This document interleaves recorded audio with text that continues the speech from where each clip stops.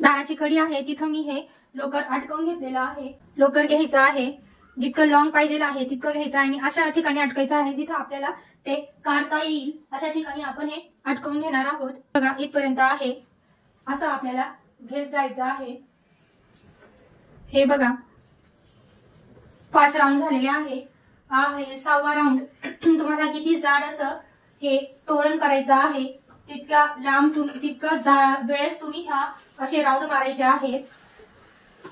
बघा असे राऊंड मारून घेतलेले आहेत 20 असं बघा टाकून घेतलेलं आहे। आता इथं आपण कट करून घेणार आहोत। लोकर कट करून घेतला आहे, असं निघेल। हे बघा असं हे निघालं आहे।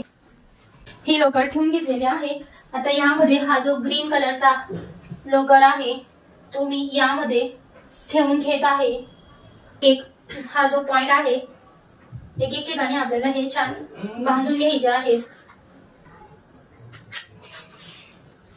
असं परफेक्ट बांधायचं आहे। लोकर घ्यायचा आहे, तो कट करून घ्यायचा आहे आणि आपल्याला थोड्या अंतरावर बांधून घ्यायचं आहे। असं थोडं अंतर बांधून घेत आहे। 2-2 गाठ असं मारून घेणार आहोत म्हणजे ते सुटणार नाही। अंतर आपल्याला एकसारखं ठेवायचं, एकसारख्या अंतरावर आपण हे बांधून घेणार आहोत।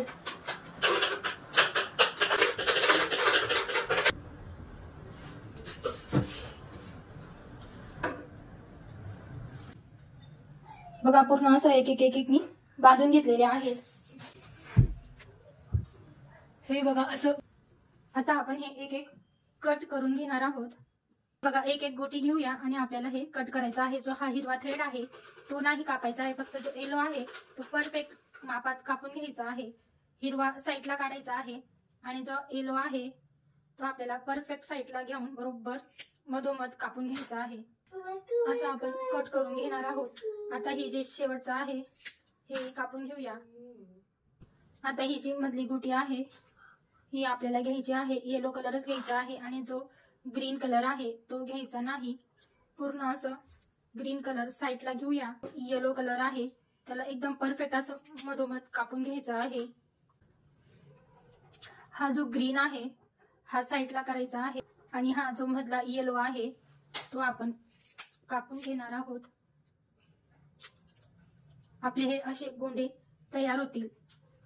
बघा एकदम सुंदर अशी ही माळा तयार झालेली आहे।